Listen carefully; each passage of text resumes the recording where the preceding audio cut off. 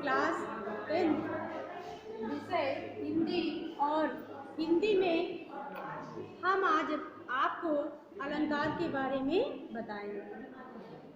कल हमने आपको रस के बारे में बताया था, अब हम आज आपको अलंकार के बारे में बताने जा रहे हैं कि अलंकार किसे कहते हैं।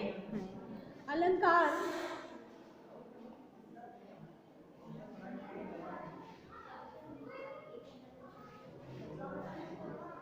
आपको हेडिंग डालना है अलंकार की परिभाषा।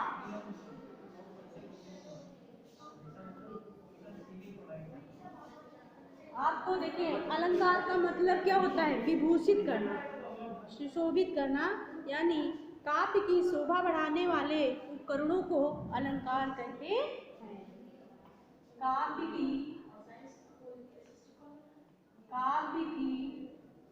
शोभा बढ़ाने वाले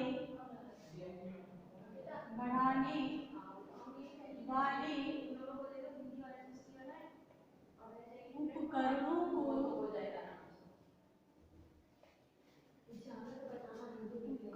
को काव्य की शोभा बढ़ाने वाले उपकरणों को अलंकार कहते हैं।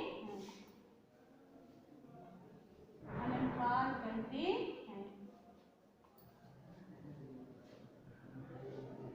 अब हम आपको बताएंगे कि अलंकार के कितने भेद होते हैं।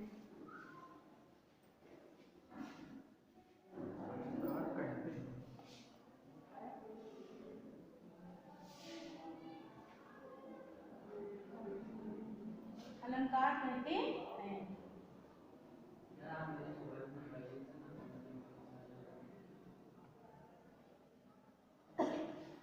अब आपको अगली हेडिंग डालना है अलंकार के प्रकार, यानी अलंकार कितने प्रकार के होते हैं। अगली हेडिंग आपकी पड़ेगी अलंकार के प्रकार। अलंकार के प्रकार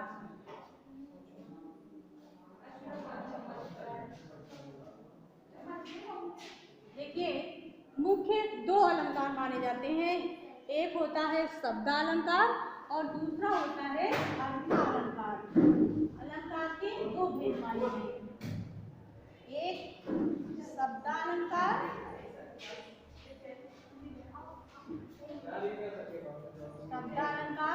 और दूसरा होता है अर्थालंकार।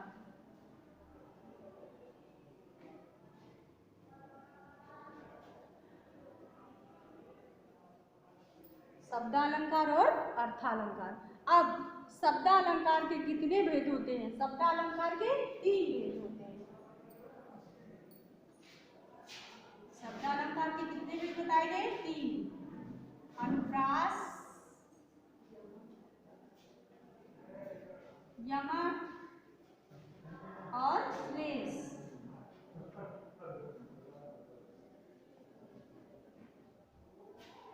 और अर्थालंकार के कई भेद होते हैं।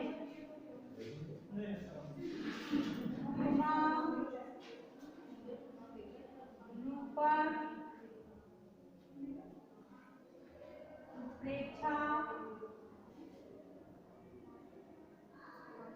अन्योक्ति,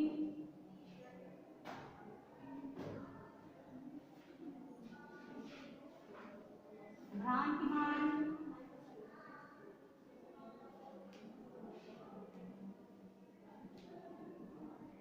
संदेह,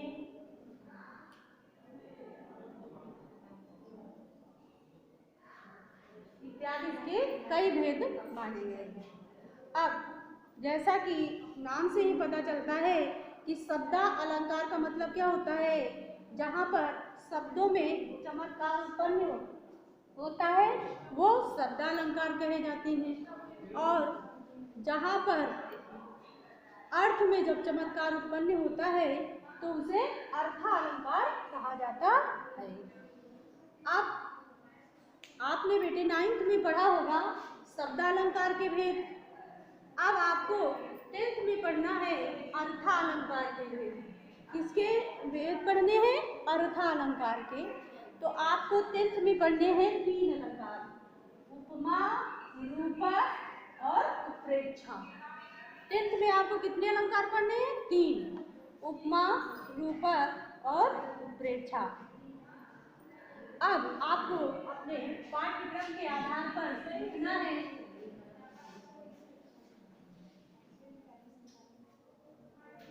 आपको फिर हेडिंग डालना है पाठ्यक्रम के अनुसार। पाठ्यक्रम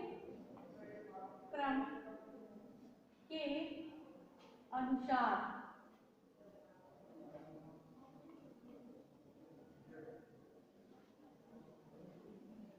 पहला आपको पढ़ना है उपमा। क्या पढ़ना है? आपको हेडिंग डालना पड़ेगा उपमा अलंकार की परिभाषा।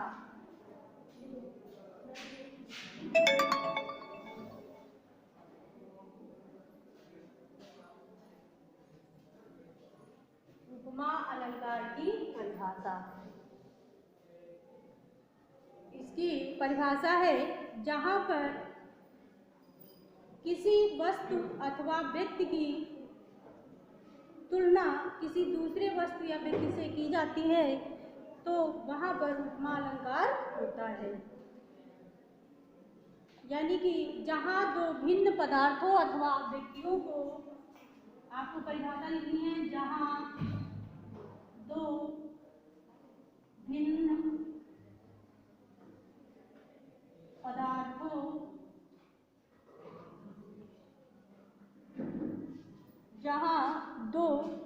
पदार्थों अथवा व्यक्तियों में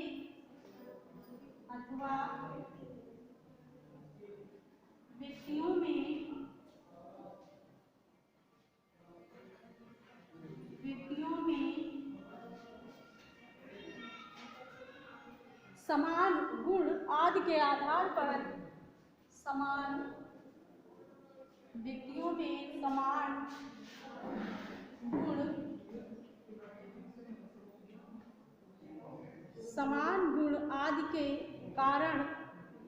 समान गुण आदि के कारण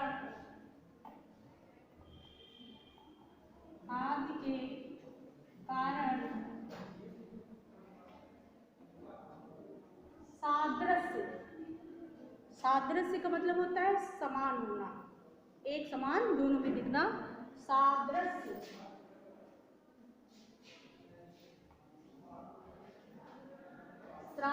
सादृश्य या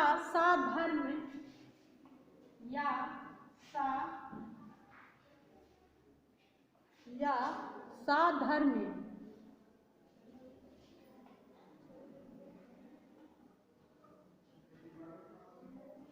दोनों के बीच में क्या किया जाता है? तुलना की जाती है।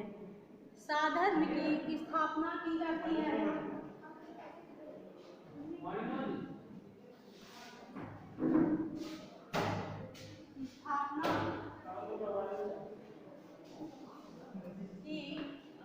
जाती है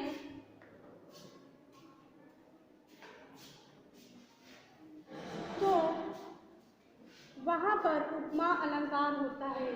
तो वहां पर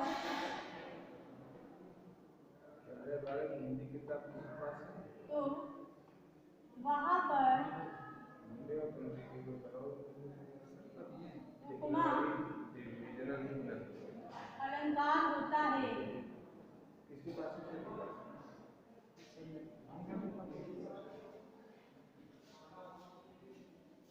अर्थात आपको लिखना है जहां किसी एक वस्तु या व्यक्ति की तुलना दूसरे किसी वस्तु या व्यक्ति के गुण धर्म से की जाती है वहां पर उपमा अलंकार होता है।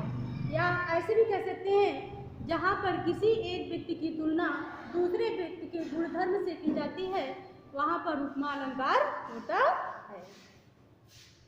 आगे इसका उदाहरण बताया गया है पीपल पात सरिस मन डोला। पीपल पात सरिस मन डोला। पीपल उदाहरण होगा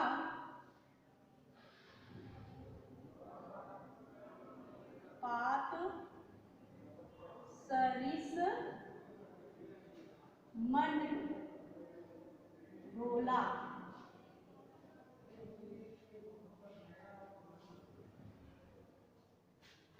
यानी कि पीपल के पत्ते की तुलना मन से की जा रही है कि पीपल का पत्ता मन के समान डोल रहा है।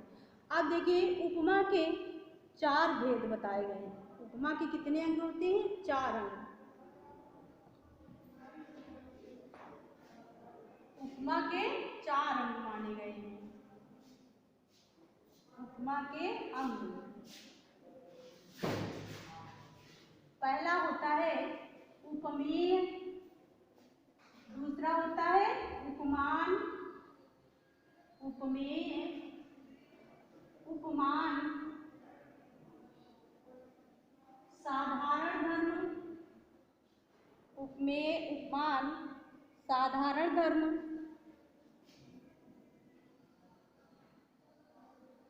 साधारण धर्म, वाचक शब्द, वाचक शब्द। उपमा के 4 अंग माने गए हैं। कौन कौन से? उपमेय, उपमान, साधारण धर्म और वाचक शब्द। इसके 4 भेद माने जाते हैं। अब देखिए उपमेय क्या होता है। कहते हैं कि उपमेय वो होता है जहाँ पर वस्तु अथवा व्यक्ति की तुलना किसी दूसरे वस्तु अथवा व्यक्ति से की जाती है, वहाँ पर उपमेय होता है। उपमान, उपमान क्या होता है? जिस किसी भी व्यक्ति या वस्तु से उपमेय की समानता, जिससे वो उपमान दे रहा है उससे समानता की जाती है, उसे हम उपमेय कहते हैं। साधारण धर्म क्या होता है? कहा है कि ये वो होता है गुण जिसके कारण उपमेय तथा उपमान में साम्य दिखाया, दोनों में समानता बताई जाती है, दोनों को गुणों को एक साथ जोड़ दिया जाता है, उसमें कोई भेद नहीं रहता है, उसे कहा जाता है साधारण धर्म। अगला है वाचक। कहा है पद या शब्द जिसके द्वारा उपमेय अथवा उपमान की समानता होती है उसे वाचक शब्द कहते हैं। यानी उपमा अलंकार आप ऐसे भी कह सकते हो जहाँ पर किसी एक व्यक्ति या वस्तु की तुलना किसी दूसरे व्यक्ति या वस्तु के से की जाती है या गुणधर्म के आधार पर की जाती है, वहाँ पर उपमा अलंकार होता है। उदाहरण पीपर पात सरिस मंडोला अथवा कर कर सरिस सुभग भुजदंडा। आप कुछ भी लिख सकते हो और इसके 4 अंग माने गए हैं। कौन कौन से माने गए हैं? उपमेय, उपमान, साधारण धर्म और वाचक शब्द। अगला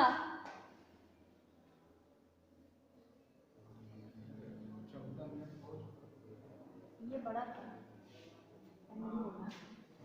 अगला आपको रूपक अलंकार के बारे में हम बताएंगे कि रूपक अलंकार क्या होता है। यानी कि 10th में आपको पहले आपको पढ़ना है उपमा अलंकार, फिर पढ़ना है रूपक अलंकार।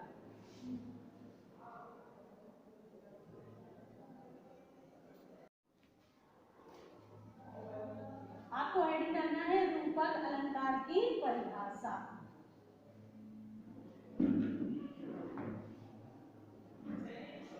हेडिंग क्या डालना है?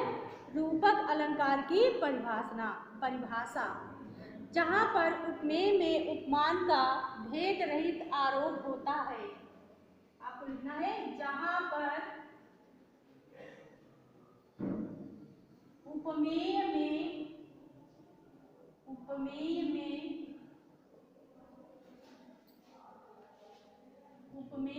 उपमान का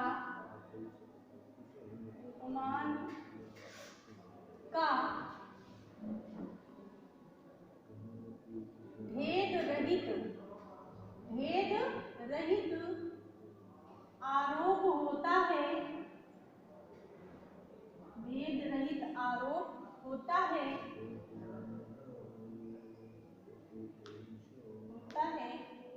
तो वहाँ पर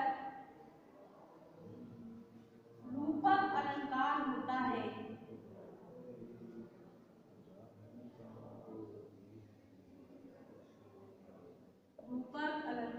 होता है।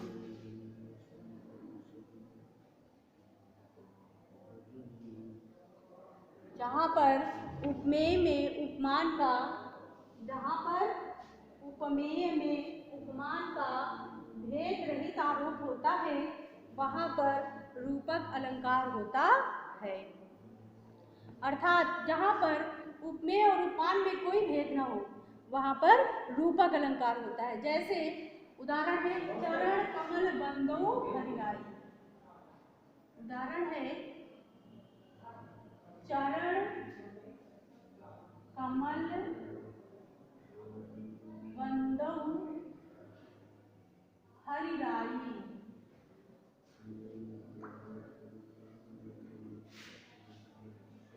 हरिराई कहा है यहाँ पर चरण कमल, यानी कहा है आपके कमल रूपी चरण, यानी आपके चरण और कमल और चरणों में कोई भी अंतर नहीं दिखाई दे रहा है। चरण में ही कमल का आरोप किया जा रहा है, तो चरण क्या हुआ?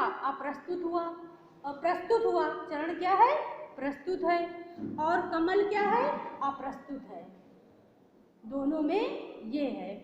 चरण क्या है आपका? प्रस्तुत है। और कमल क्या है? अप्रस्तुत है। चरण में कमल का आरोप किया जा रहा है, यानी कि जो पैर हैं वो कमल की तरह हैं, कमल के समान हैं, कमल की तरह हैं। अगला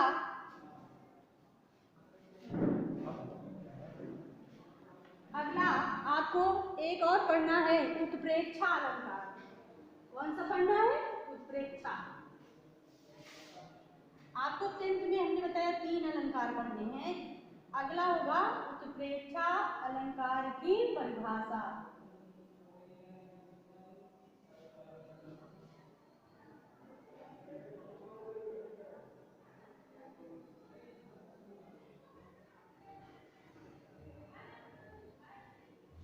देखिए, उत्प्रेक्षा कहा है जहाँ उपमेय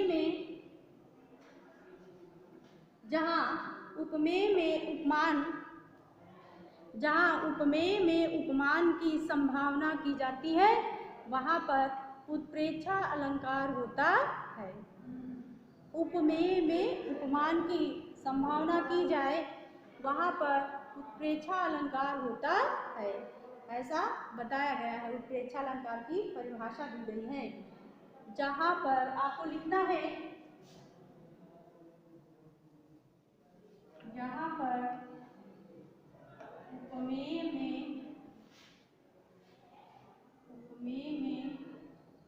उपमान, जहाँ पर उपमेय में उपमान की संभावना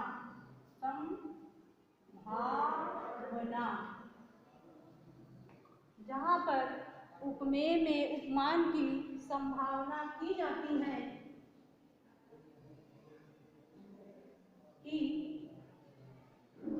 है, तो वहाँ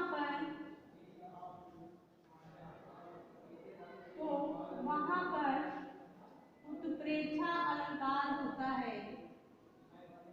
उत्प्रेक्षा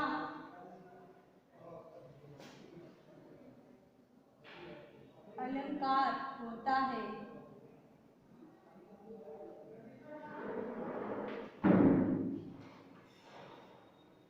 उदाहरण देना है आपको।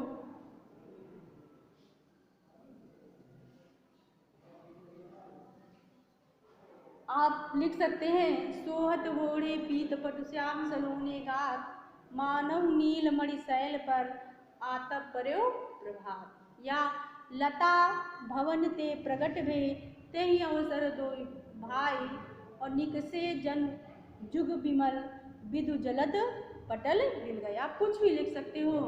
देखिए, इसके और भी वाचक शब्द माने गए हैं, यानी इसके लक्षण माना गया है। इसका लक्षण होता है जन जानो मन मानो। जन जानो मन मानो। जन जानो मनु मानो, या मानव, कुछ भी हो, मानो मानव, यानी जहां पर ऐसे शब्द आए वहां पर आप समझ जाना कि उत्प्रेक्षा अलंकार होता है। जैसे हमने आपको बताया, सोहत ओढ़े पीत पटु और श्याम सलोने गात, मानव नील मणि शैल पर, मानो आ गया ना, तो जहाँ पर मानो जानो ये सब आएंगे वहाँ पर उत्प्रेक्षा अलंकार होगा। इसका उदाहरण आपको लिखना है, सोहत ओढ़े, सोहत ओढ़े पीत पटु, सोहत ओढ़े पीत पटु, सोहत ओढ़े पीत पटु, श्याम सलोने गात, श्याम सलोने गात, श्याम सलोने गात, मानव नील मणि, मानव नील मणि, मानव नीलमणि, नीलमणि मणि शैल पर, शैल पर, आतप, आतप, आतप पर्यो प्रभात, आतप पर्यो प्रभात। देखिए, सोहत ओढ़े पीत पट, श्याम सलोने गात, श्याम सलोने गात, मानव नीलमणि, मानव नीलमणि शैल पर और आतप पर्यो प्रभात। देखिए यहाँ पर श्री कृष्ण ने जो पीले